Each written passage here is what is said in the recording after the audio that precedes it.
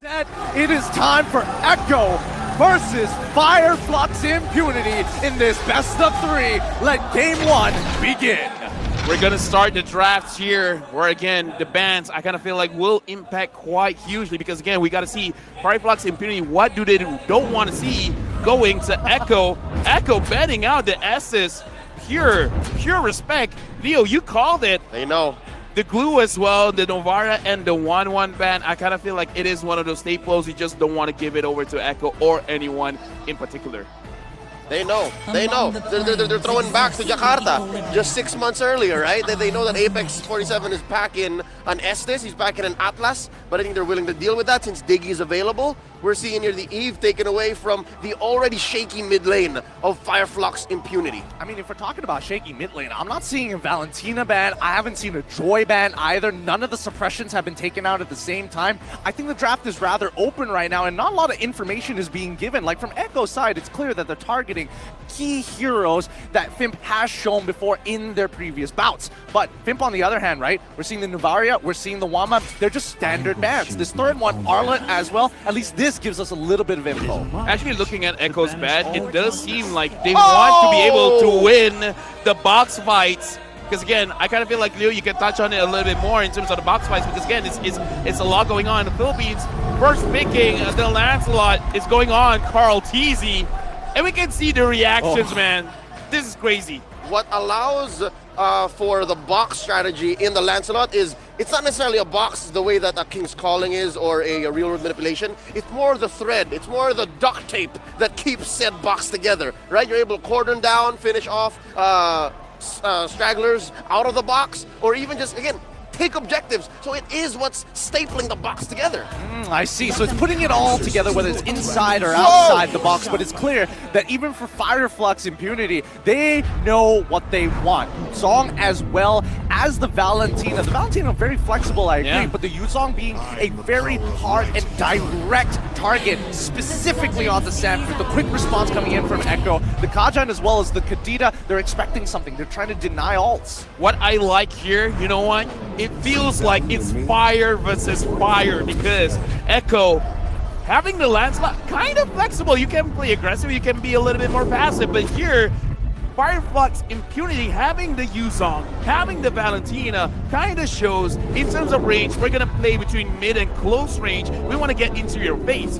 Echo is like, yeah, you know what? If you want to get into our face, we want to do the same. Having the Kaja, having the Kadita, a lot of dive potential for both teams. None of them are shying away from a fight. Coach, take that, Coach Treb. How much dive do you want?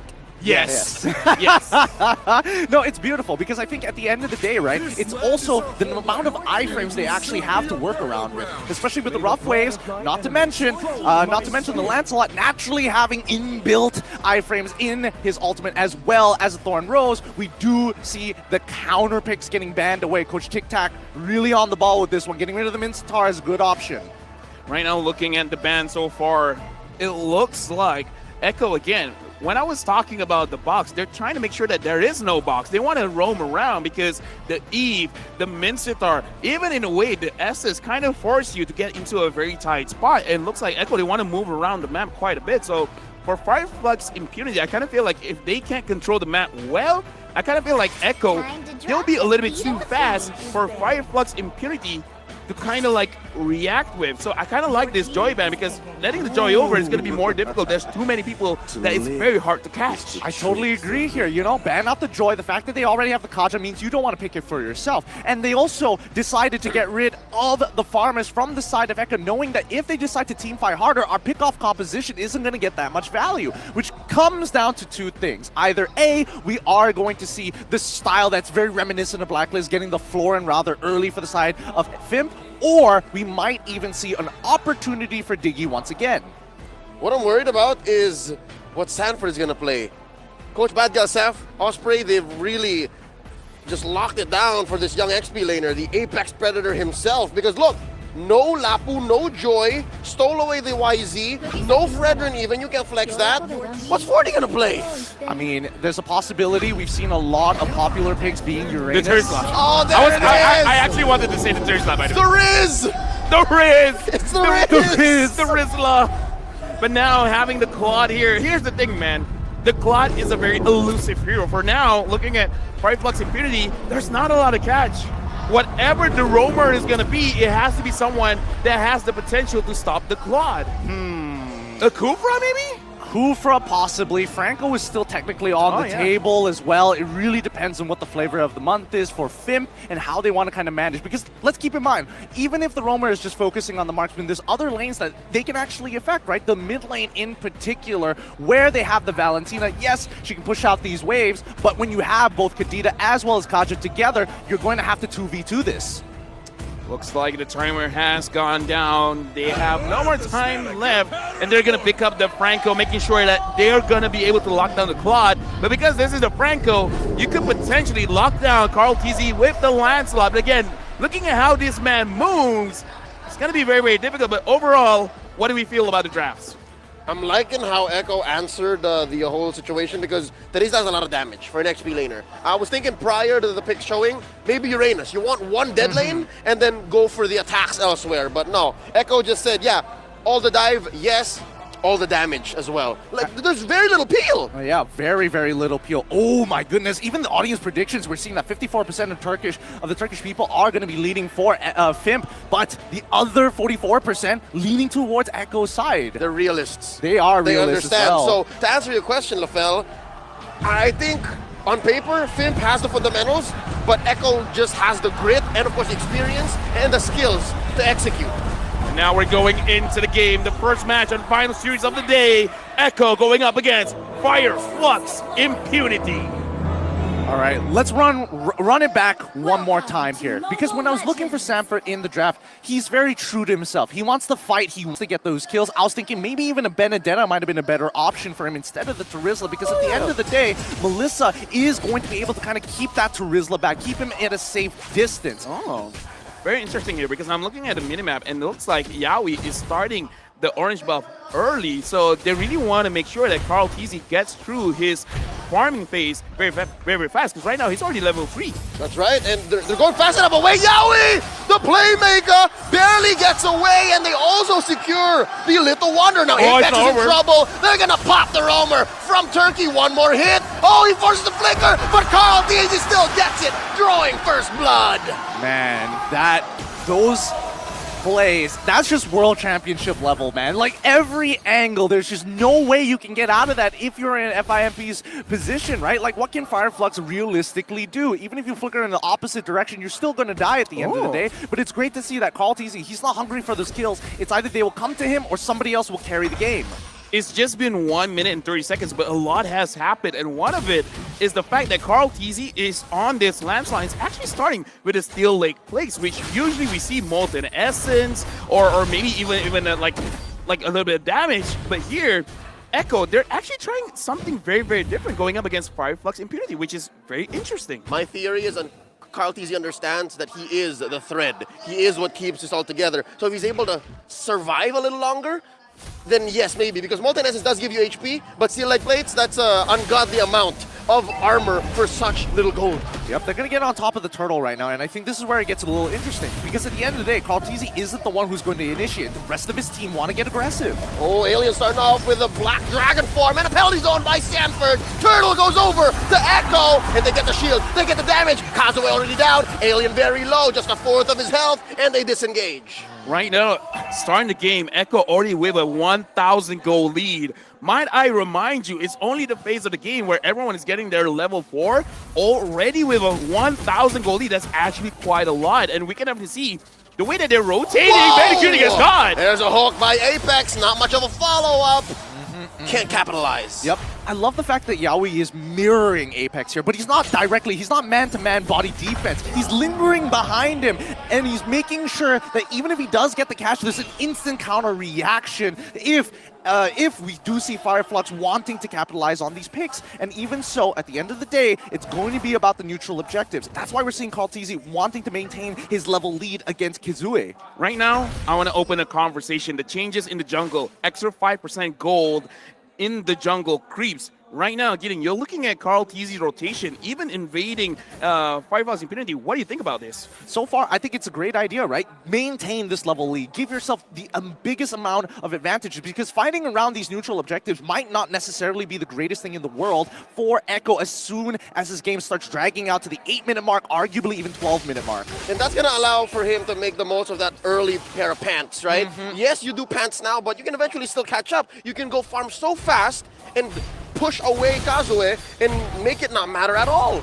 Yeah, with 1.4k gold lead, I kind of feel like a lot of the gold lead is on Carl TZ, because even look at the level difference here, level 7 going up against level 6. See?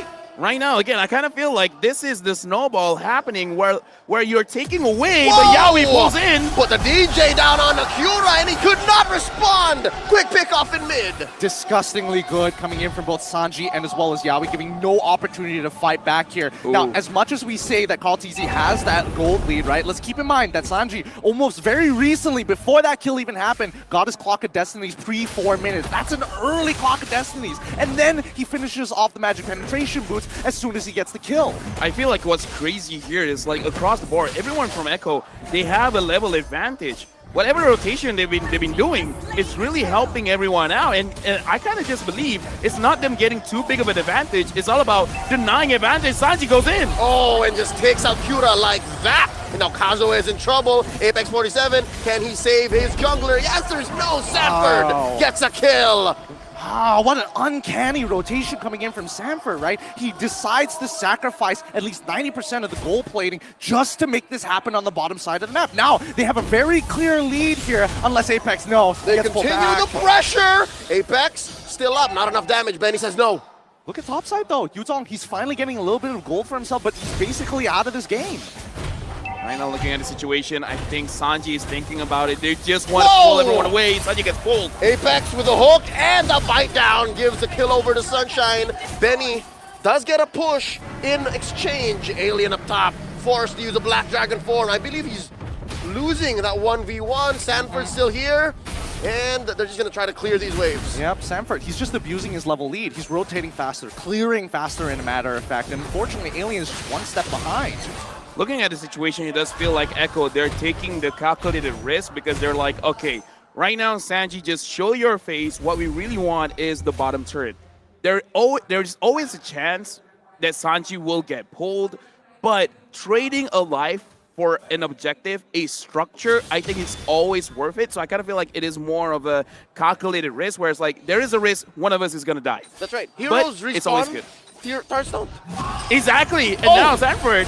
Very low. Sunshine goes and used the goal. Wow. But there really wasn't much. Couldn't take down Carl nor Sanford. Couldn't react in time. Could not react in time. Negative synergy. Yeah, I mean, it's negative synergy, but let's not forget that Sanford, technically he shouldn't be here. Like, even for Fireflux, they recognize that, okay, they're going to lane swap right now, but no, all of a sudden Sanford shows up at the top side, and now the fight. Oh no, Kura! And he does help out to get a kill, but Alien is going to fall, and eventually that's 2 for Echo. And here, an attempted steal. Oh, Carl TZ does eventually still get it. No, wait! Kazue secures! I gotta say, I'm still looking at what happened just now at top. I have to look at it back, because I kind of feel like it's a very interesting interaction where the go away is actually pushing Carl TZ towards the wall. So the Iron Hook, even though it did connect, but it was like, no, you can't move because you're stuck against the wall. So I was like, so all sorts of movement is stopped by go away. Yeah, so that's what I was like, huh, interesting. A little bit of a negative synergy, but it looks cool. It looks awesome. I mean, there's a bunch of these, right? We have seen even during SEA games that Kufra is able to kind of shorten the distance if he starts buffering the ability. So at least we know the interaction is very dependent on displacement effects. I've learned for you to do that, you need tough boots. And now Yaoi with the conceal is looking to flank. Alien goes in. So far, everyone's just like, okay, let's clear the minion. If we see a path, we're going to go for it. If not, then it's all right. reset, try to find resources somewhere else.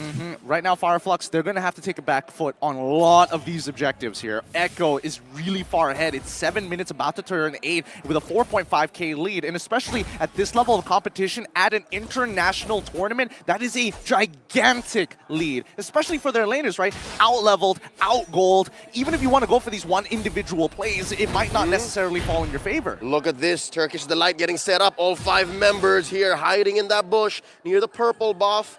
Not gonna lead to much, because I think Echo knows. Carl TZ did not overextend here. Gonna attempt one. Here's a pull right in the purple buff. Apex 47 popped by Sanji. That's a man down for the Turkish squad. And right now, just with that one loss, Echo is looking like they can push forward. Oh! DPZ, that's a deep penalty zone, plus a blazing duet. That's already 2 down in that single engagement, plus a push by Echo. Beautiful. Sanford literally waits for the very last second. It looks like he's about to touch the ground before he flickers. I think that's an EXP laner's wet dream. Yes, it was definitely my wet dream for sure. I'm going to be thinking about that tonight. Given the Kadira, it's very wet. Oh, yeah. Woo! I mean, it's some hot stuff here, but let's keep in mind that Echo, every single move that they've made, they forced something out of Fimp. Going into the purple buff. Oh, we managed to get Kazue's retribution. Now he can't fight for the neutral objective. We go deeper in. Early rotations coming in from Sanford to guarantee the lead for Benny QT as well as Carl TZ. And now look at this. All of that early game setup, making sure that this Lord is basically impossible for Fimp to even get close. I gotta say, man, from the early stages of the game up until right now, every single bush, it feels like it's Echo's bush. Every single time you want to check for vision, every single time you have the attention of finding farm, you're gonna get punished. And I think that's the biggest difference maker here, because Fireflux impunity, every single time they're moving, they're gonna get caught. Yeah, I think Echo here is making the most of this 9k, almost 10k gold lead. They are translating this financial advantage into space. Because again, they have better face checking. They have better vision, given the extra defensive items that they're rocking, compared to Fimp, who has to very safely rely on the hook. Boy, Yaoi, he loses out his flicker here, so that's one tool gone. Now, maybe Fimp can do something. Oh, Black Dragon 4 by Alien, and there's Muddles dropped in, very low, forced to use the rough waves on out. He does survive using the Petrify as well. Here comes Alien, and here comes some Claptrap from the Turkish squad, and Sanford very low. There's a damage, and he goes down. Sanji as well. Sansan is down, traded out for Alien, and look at this, the bite down by Apex, and there's another hook. The Turkish are going insane. That's 3 down already. Make that 4. The GOAT has fallen. Fireflux impunity on fire. This is why every single time we see this Turkish Delight, their version of the Ube, their version as Junior Blacklist, they know how to high ground defense like no other. Yo, shout out to Apex 47. We're gonna check back the replay. Hookman. Not just Hookman, man, but he saved the ult for Benny QT, because look at this, Apex 47, the green light, he still has his ult, he's saving it. He's like, wait, there's one member missing. Cross is winning, but look at this, Benny QT, he was shut down, he was suppressed. After that, it's game over, man. He literally said, nothing personal, kid. Flickers behind him just to get the bloody hunt down. And this is just raw preparation from the side of Fireflux impunity, right? Great preparation. They know the habits of Echo. I just gotta say, man, just now the goalie was almost like, what, 10K? Now it's 4.4. Cut in half. Cut in half. That's how big that team fight was. I mean, it's huge shutdowns all across the board. Altizi ended up dying there. Sanford ended up dying there. More importantly, Sanji ended up dying there. Dude, look at the Lord advantage. Negative 3.6. Negative 3.6. I mean, sure, they got a lot of push, and that is amazing. Don't get me wrong, but this does show that Fireflux impunity now, they're breathing in life a bit. Yep, I think that's step 1 in maybe a 4 or 5 step process. Grand Theft Purple here committed by Carl TZ. That's 1 charge, pleading guilty. Given that, 10 seconds away from this Luminous Lord, I think a penetration is in check, given that Fimp have yet to take one turret, so they still need to work on their waves. Well, let's keep in mind, the last time we saw Echo actually push it and lose out that high ground fight was all because, well, Yawi, he did have his flicker available, but everybody else, their battle spells were not ready to go, so they couldn't force out the play. And with Yawi not catching somebody with a Divine Judgment means that they had to pull back, but they were confident. That's when we see Fireflux Impunity start abusing them. Whoa. And now, playing the map on their side, calculating it down to the very last pixel. Well done as they claim more gold and scavenged this game back. Honestly, I like it because I kind of feel like taking the Lord now would be very, very risky, so might as well take a safer objective. And I kind of feel like they want Echo to push in because as we saw just now, they have the potential of countering. They have the potential of actually making or forcing mistakes from Echo. So they want this. Early concealed by Yawi, Lord trampling in, and there's a flicker! Why? Apex pulls just a save! And Alien survives along the way! A man down for Echo! They still have the Lord, but Fimp already looking great in this defense. That was, I don't know what to say about Was that. that not his cleanest hook? It was The cleanest save. It was one of the cleaner ones, but it looked so it looked like it went right through Yawi, and then he Dude. walked right back into it. Don't tell me you feel cheated, man. Oh, no, not just yet. right. Not until we see the replay in slow-mo. One more time. All right. Just messing with you. But yeah, Leo, like, that was an amazing defense. It was. And yeah, they did lose 2 inhibitors, but in the end, I think Fireflux is happy to at least get something along the way. Here's another instant replay. All right, you asked for it. Okay, here we go this time. Let's see if my old eyes can catch this in time. So we do see Yawi actually flickering forward. Yeah. Oh, he dashes into the hook right at the end. If he just didn't dash, it would have been totally fine. You have good eyes, by the way. Thank God.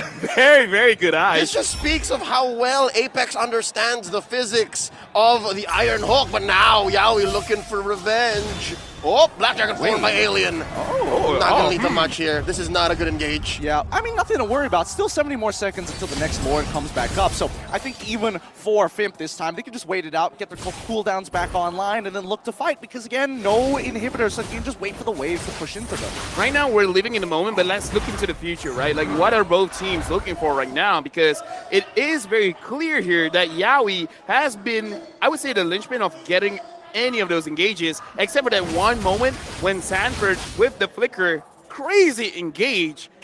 But again, it's like, they want to engage, they want to start something. Fireflux Impunity, what are they looking for? Personally, for me, I think a lot of this comes down to the conditioning, right?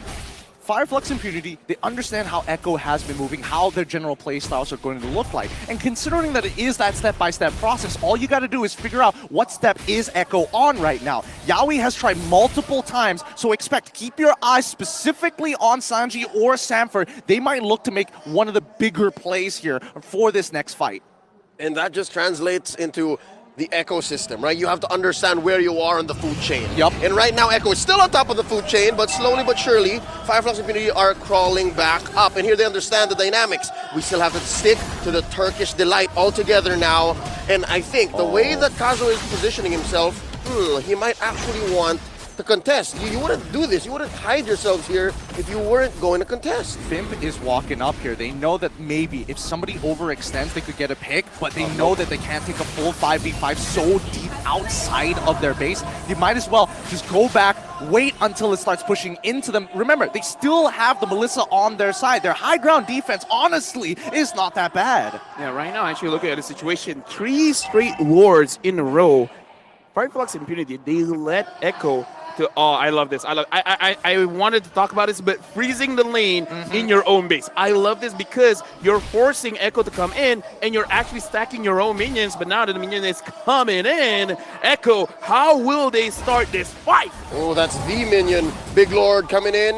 Kyura going for the pull. Alien stacking the Sha Essence. Here comes the Black Dragon form. Yawi with the conceal. Playing footsies with the rest of the Turkish squad. Oh, and they put Sanji down very low. Alien still up. Sustaining. They're going to lose an inhibitor here. Alien all the way in. Deep behind enemy territory. All the while Caught Easy just dashing on through. Making a signature right inside their base. Alien's going to fall here with the blazing duet by Ben Cutie. That's a man down for Fireflux Impunity. And they're still here. It's not like Echo is in full health though. Sanford very low. Does have an immortality. That's a disengage. The Turkish have defended. I mean, Beautiful. they've defended for now, and I gotta say it's very impressive. Carl TZ goes in, didn't actually hit the damage onto Sunshine. Looking at the base, it's very dangerously low, but even Echo, they're like, we have 9K gold lead, but why can't we go in? No. This is all Fimp right here. Alien bought a ridiculous amount of time, and more importantly, got the passive out of Sanji out as early as possible, including the rough waves. We did, as expected, see Sanford try to make the play, but the follow-up damage from Sanji was not there. He already expanded all of his abilities, and Benny QT is just getting body blocked time and time again by either Kazue or even for Apex, because again, Apex, he's holding that bloody hunt for if Benny QT oversteps his boundaries. At this point, man, I gotta say, it is time for Echo to kind of like show their mental fortitude, man, because at this point, you've been trying for quite a while. You got a lot of gold on you. This is one of those situations where you could tilt, where you're like, okay, come on, what else do I have to do? And at some point, this all-in dive comp is going to hit a ceiling. And I think so far, Firelock Infinity have figured out that ceiling. They're like, all right, they can only do so much, especially inside our base. Absolutely, especially when they're playing a traditional front to back, right? You hit the front line, and as soon as you get rid of them, you move in towards that back side. Now, looking at Sunshine's items earlier, he is in a very good position. He can chunk everybody from the side of Echo. He is a problem that Echo needs to answer almost straight away. And if Fimp is able to kind of stagger the abilities, force the resources on different sides of the map, they have a very good opportunity to take a full 5v5 outside of their base. You were talking about positioning, man. Look at the positioning of Sanji right now. Sanji and Yaoi, they're waiting. They're waiting for someone to try and get this push and then try to burst them out very, very fast. Speaking of which, Oh no. Fimp has been letting go of the lore so far. Will they do the same for this one? Oh, well, I think Carl TZ knows. Carl TZ knows that they're going to go for it quick, and that Fimp will know that they will go for it quick, but just the same, the Magic Sentry didn't spot G and Wei. They didn't spot this duo from mid, but look at this. Looking for an engage. Oh, look at this. Look at this. Look at this. Oh, flickering! And the goalie! They punish the playmaker! Yaoi is down! I repeat, Yaoi is down! Alien does draw a line going in straight, but Echo secures the Lord. Oh. Apex looking at Sanji, and right now, Sanford goes in! Penalty zone for 4! Make that 5! Apex falls! And that's gonna be 1 immortality up. Sanford does pay the price. Apex go down. Then Cutie and Carl TZ deep behind enemy territory. Oh no! Down goes Sunshine. Benny Cutie gets 2K. No, that's so unfortunate. Fimp played that so well. They got everything out of Echo, but at the very end, that split second of thinking, I could turn this around, cost them the game. Echo takes game 1. Oh what my goodness. A first game in a best of 3, where again, a lot are eyeing at Echo to win this one. But again, they were sweating. That was a very hard game, and I gotta say, Fireflux Impunity, if they do the same thing for game number 2, maybe with a different draft, dude, I'm thinking yesterday the third game went all the way. This one is not impossible. It really isn't impossible.